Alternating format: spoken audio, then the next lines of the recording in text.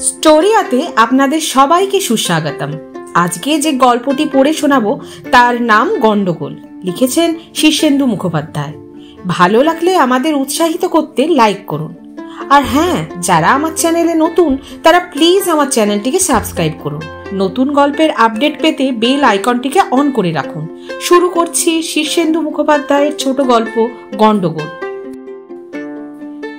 Rummy কেমন মেয়ে তাও কুমুদ জানে না, অথচ রামি একরকম তার বিয়ে করা বউ।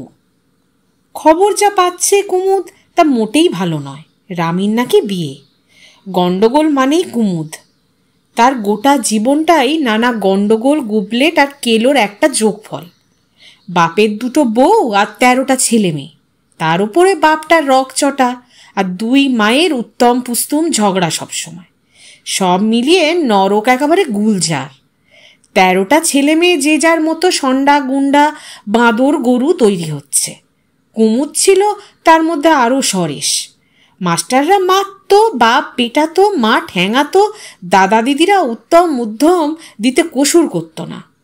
যাত্রা দলে নাম লেখাতে গিয়েছিল বলে অবশেষে ঠিক 14 বছর বয়সে কুমুদকে তার বাপ জুতো পেটা করে বাড়ি থেকে বার করে দিল। ভেবে দেখলো কাজটা ঠিকই হয়েছিল।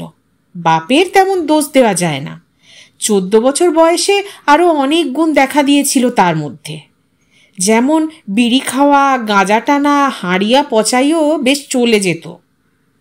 নষ্ট হওয়ার পথে 14 বছর বয়সটা খুবই কাঁচা ছিল। তাছাড়া ভেবে দেখলে 13টা ছেলে মেয়ের মধ্যে এক আধটা কমে গেলে বাপের তেমন ক্ষতিও ছিল না। কেকার করিধারে। কুমুদ জুতো পেটা হয়ে যখন বাড়ি থেকে বেরিয়ে পড়ল তখন চারিদিকে উদম উধাও পৃথিবী। যেদিকে খুশি যাও, যা খুশি করো, কেউ কিছু বলার নেই।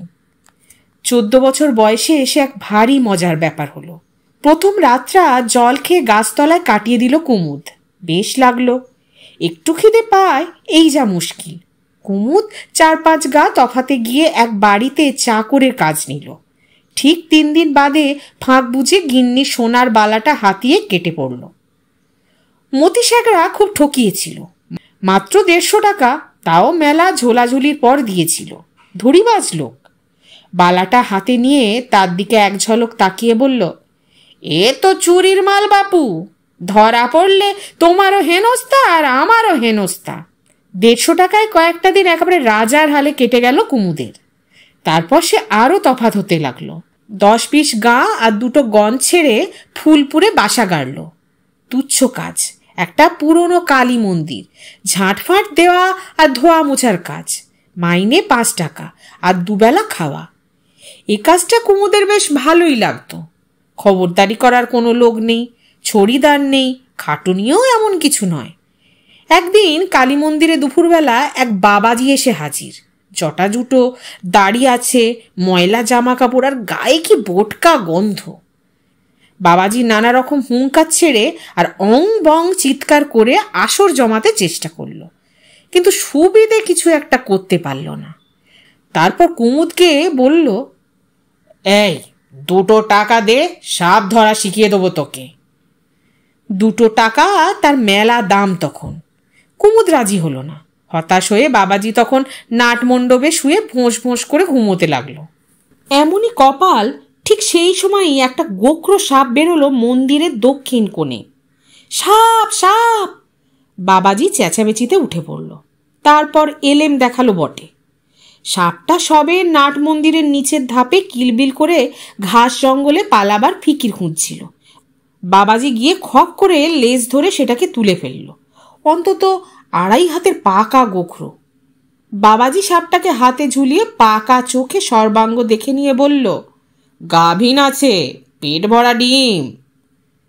ছিমটে দিয়ে 2টো বিষ দাঁত উপড়ে সাপটাকে ফের ঘাস জঙ্গলে ছেড়ে দিয়ে কুমুদের দিকে চেয়ে বলল, সব কটা ডিম ফুটে যখন বাচ্চা বেরোবে তখন গরমের সময় ঘাসে পা দিতে পারবি না, ঠুকে দেবে। সাপের ভয় কুমুদ তেমন করে না।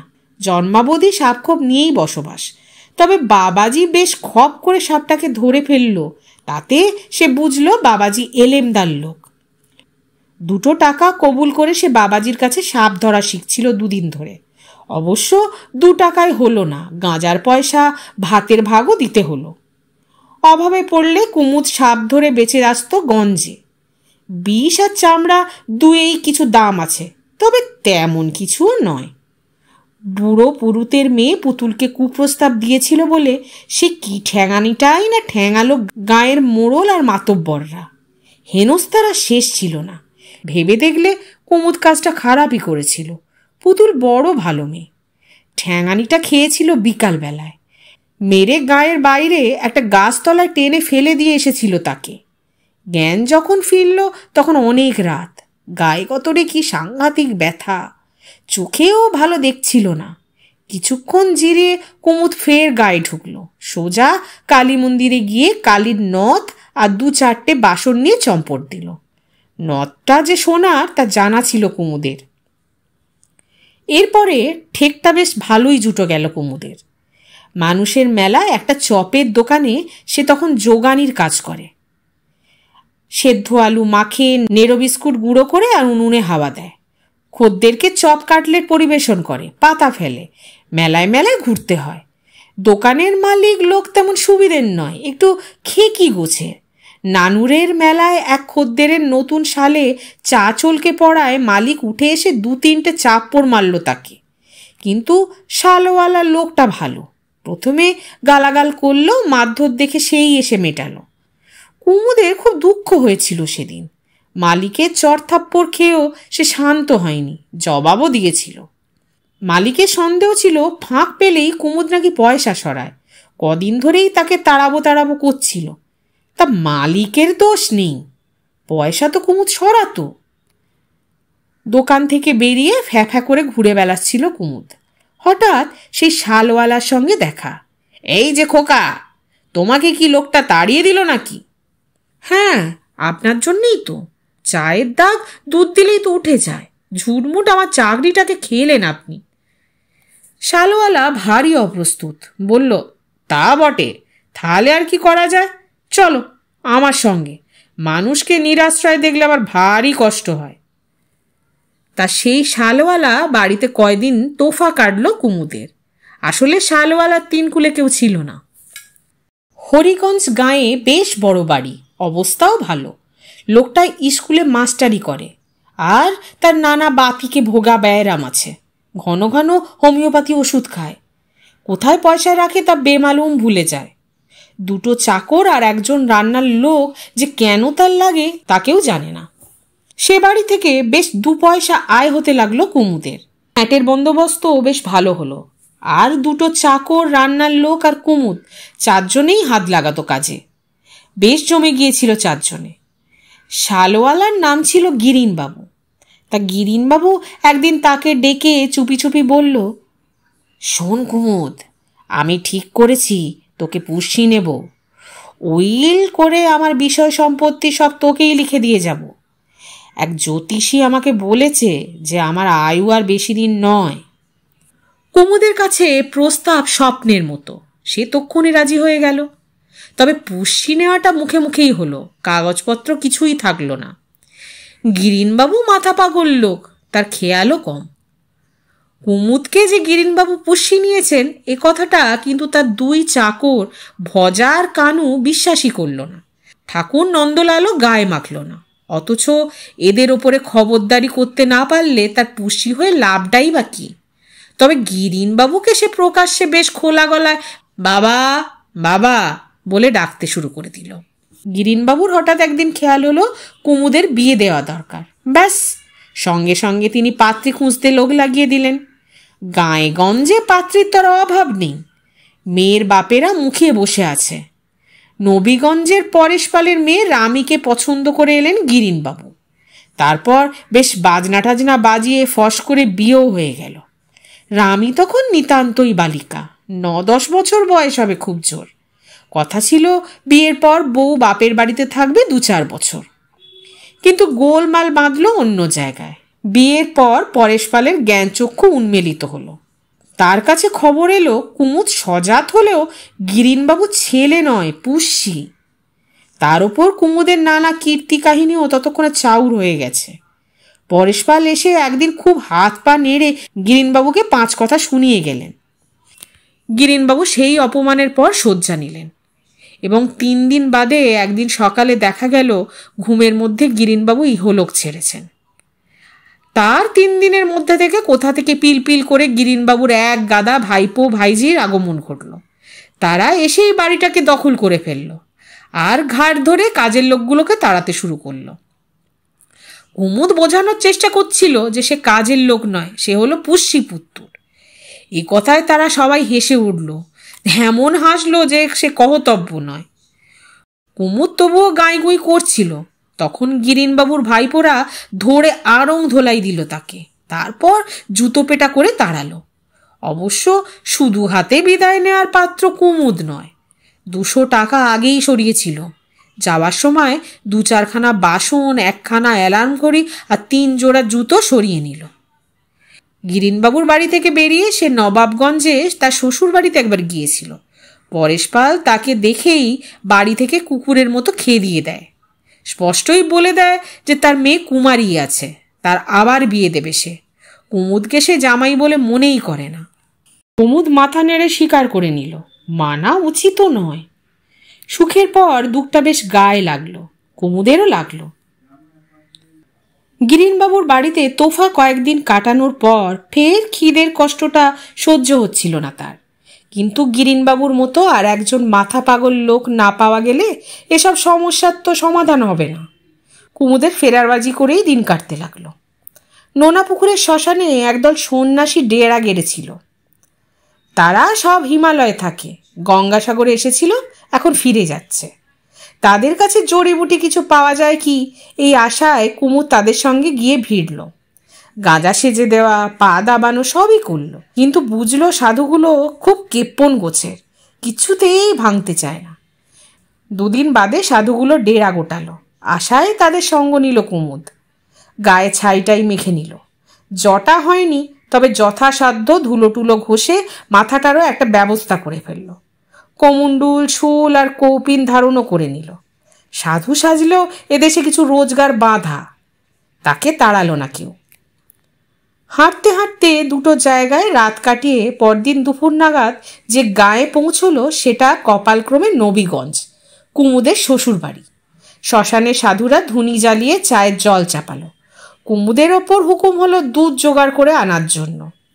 মনটা ভালো ছিল না কুমুদের, সাধু হয়ে হিমালয় চলে যেতে হচ্ছে। নিজের বাপ তাড়িয়ে দিয়েছে, পাতানো বাপ পটল তুলেছে, আর শ্বশুর বাপ সে মুখ দেখতেও নারাজ। ভরসা শুধু এই সাধু বাবারা, তারাও বেশি ভরসা দিচ্ছে না। বুড়ো সাধু বিবেচক, অনেকবার তাকে বলেছে পাহাড়ে শীতে বাঙালিদের আমাশা হয়, সে আমাশা ওষুধেও সারে না। আর যেখানে শীত সাংঘাতিক, ডাল সেদ্ধ হয় না, কাঠ জোগাড় করতে দম বেরিয়ে যায়। শুনে ভয় খাচ্ছে কুমুদ। একটা লোক নিয়ে দুধ জোগাড় করতে বেরিয়ে শ্বশুরবাড়ির গাঁখানা ভালো করে শেষবারের মতো দেখে নিচ্ছিল সে। রামীকে তার ভালো মনে নেই, দেখে না করে বছর 4 কেটে গেছে শুভদৃষ্টির পর। হ্যাচাকের আলোয় কচি মুখখানা দেখেছিল, সেটা সে ভুলেই গেছে। এতদিনে তার ডাগর হয়ে যাওয়ার কথা, বিয়েও হয়ে গেছে নিশ্চয়ই। এধার ওধার ঘুরল সে, চট করে শ্বশুরবাড়িতে গিয়ে হাজির হতে তেমন সাহস হলো না। সাধু দেখে সবাই তাকাচ্ছে, 2-1 পেন নামও করে ফেলল। গয়লা বাড়ি থেকে খানিকটা দুধও ভিক্ষে পেয়ে গেল সে। ফেরার আগে শ্বশুরবাড়িটা একটু দেখতে তার ইচ্ছা হলো, শেষ দেখা। লেংটি পরে শ্বশুরবাড়ি যেতে তার একটু লজ্জা ভাব হচ্ছিল। হিমালয়ের কথা ভেবে সেটা সে ঝেড়ে ফেলল। সে যখন সাধু হয়ে চলেই যাচ্ছে, আর আমার সাথে মৃত্যু যখন লেখাই আছে তার কপালে, তখন আর ভয়টা কিসের? শ্বশুরবাড়ির ঝুমকোলতার ছাওয়া ফটকের বাইরে দাঁড়িয়ে সে একটানা পেল্লায় হাঁক ছাড়ল, জয় শিব শম্ভু। কাজ হলো। একটা ঝি গোছের বয়স্কা মহিলা বেরিয়ে এসে বলল, ও মা গো বলে চেঁচিয়ে ভেতরে পালিয়ে গেল। তারপর বেরিয়ে এলো পরেশপাল নিজে। বুকটা একটু কেঁপে উঠল কুমুদের। এখানে সুবিধা হবে না বাবাজি, সরে পড়ো। কুমুদ কটমট করে তাকিয়ে বলল, পাপি। পরেশপাল একটু ভ্যাবা চাকা খেয়ে মিয়ে গেল, বলল, বাড়িতে অসুখ আছে বাবাজি। অসুখ থাকলে ভিক্ষে দিতে নেই। কুমুদ কিছুদিন যাত্রা করেছিল। রাবণ রাজার হাসিটা এবার হাসল সে, হা হা হা। তারপর বলল, মরবি মরবি, ঝাড়ে বংশে মরবি। এই বলে পিছু ফিরতেই পিছনে একটা নারী কণ্ঠের আর্তনাদ শুনতে পেল সে। দাঁড়াও বাবাজি, যেও না। কুমুদ ফিরে দেখল তার শাশুড়ি, বেশ টসকালো চেহারা, হাত জোড়ো করে বলল, বাড়িতে অশান্তি বাবা, আমার 15 বছরের মেয়েটা সদ্য বিধবা হয়ে শয্যা নিয়েছে। কুমুদ এমন হাঁ হয়ে গেল যে বলার কথা নয়। বিধবা মানে? সে জল জ্যান্ত বেঁচে থাকতে রামী বিধবা হলো কোন দুঃখে? সে হুঙ্কার ছেড়ে বলল, বটে, তা কি করে টের পেলি তোর মেয়ে বিধবা? জামাইয়ের 2 বন্ধু ছিল, ভুকু আর কালু, তারাই কাল বলে গেল কিনা জামাই মরেছে। ডাক দেখি তোর মেয়েকে, এরকম তো হওয়ার কথা নয়। ডেকে আনছি বাবা, তুমি বসো একটু। শাশুড়ি গিয়ে রামীকে ধরে ধরে নিয়ে এলো। রামীর পরনে ধুতি, মুখখানা নামানো, চোখের কোলে অনেক কান্নার চিহ্ন। ভারী খুশি হয়ে উঠল কুমুদ, আনন্দে ঠ্যাং নাচাতে লাগলো সে। পরেশ পাল তাকে স্বীকার না করলে কি হবে? তার মরার খবরে মেয়ে তো বিধবা হলো, তবে হে হে, তাহলে এখনো তার দাম আছে, সবাই তাকে ঝেড়ে ফেলে দেয়নি এখনো। আর রামীকে দেখেও বাড়ি খুশি লাগছিল তার। তেমন রূপসী কিছু নয় বটে, তবে বয়সের টানে চেহারাখানা দিব্যি হয়েছে, ছিপছিপে আঁটো গড়ন, মুখখানা ভারী মিষ্টি। পরেশ পাল অনেকক্ষণ ধরে চুপচাপ দেখছিল, লক্ষ্য করেনি কুমুদ। হঠাৎ চোখে চোখ পড়তেই চমকে উঠল, বলল, কল্যাণ হোক, আমি চলি। পরেশ যদি চিনতে পারে তাহলে হয়তো ব্যাপারটা কেঁচে যাবে, এরকমই থাক, সে বরং হিমালয় গিয়ে সত্যি মরাই মরবে। একটুখানিক তো জানা গেল যে তার অভাবে দুনিয়ায় অন্তত একজনও বিধবা হয়ে কান্নাকাটি করছে। কুমুদ একটু জোরেই হাঁটা দিয়েছিল, কিন্তু মাধবীলতার ফটক পেরিয়ে আমবাগানে পড়তেই পরেশ পাল তাকে ধরে ফেলল। এই যে বাবাজি। কুমুদ সবাই বলল, কাকে বলছিস? তোমাকেই হে, চিনতে পেরেছি আমি। চিনে আর লাভ কি, আমি সাধু হয়ে হিমালয়ে চলে যাচ্ছি। পরেশ খপ করে হাতখানা চেপে ধরে বলল, ঘাট হয়েছে বাপু, ফিরে চলো। কুমুদ চোখ পাকিয়ে বলল, কোথায় ফিরে যাব? যাওয়ার কি জায়গা আছে আমার? পরেশ একটু থতমত খেয়ে বলল, এখন না হয় আমার বাড়িতেই চলো, পরে না হয়। পরে তো হিমালয়। না গো পরেশবাবু, সুবিধে হবে না, মেয়েকে তোমার বিধবা বলেই ধরে নাও। পায়ে ধরছি বাপু, আমি তোমার গুরুজন, তবু ধরছি। তা ব্যবস্থাটা কি হবে? ঘর জামাই রাখবো তোমাকে। বটে, শেষে ঘর জামাইকে চাকরের অধম করে খাটাবে না তো? গরু চড়ানো, গোয়াল পরিষ্কার করা, খড় কাটা, মাঠের কাজ, এসব? আরে না না, ভেবেই রেখেছি তুমি হবে আমার ধান কলের ম্যানেজার। চলো দেখি এখন। কুমুদের হঠাৎ ভারী লজ্জা করল, বলল, লেংটি পরে যাব? পরেশ ধমক দিয়ে বলল, এতক্ষণ তো দিব্যি ছিলে, আমার আলোয়াখানা একটুখানি ঝুল করে জড়িয়ে নাও, লোক পাঠিয়ে ধুতি জামা সব আনিয়ে নিচ্ছি। এতক্ষণ আপনারা শুনছিলেন শীর্ষেন্দু মুখোপাধ্যায়ের ছোট গল্প গন্ডগোল। কেমন লাগলো গল্পটি লিখে জানান আমাদের উৎসাহিত করতে লাইক করুন, সাবস্ক্রাইব করুন। আর হ্যাঁ, অনেকেই আমার চ্যানেল নিয়মিত দেখেন কিন্তু সাবস্ক্রাইব করেননি, তাই তাদেরকে আমি অনুরোধ করব আমাদের চ্যানেলটিকে এগিয়ে নিয়ে যেতে আমাদের সাথে যুক্ত হন, চ্যানেলটিকে সাবস্ক্রাইব করুন। ভালো থাকুন, সঙ্গে থাকুন।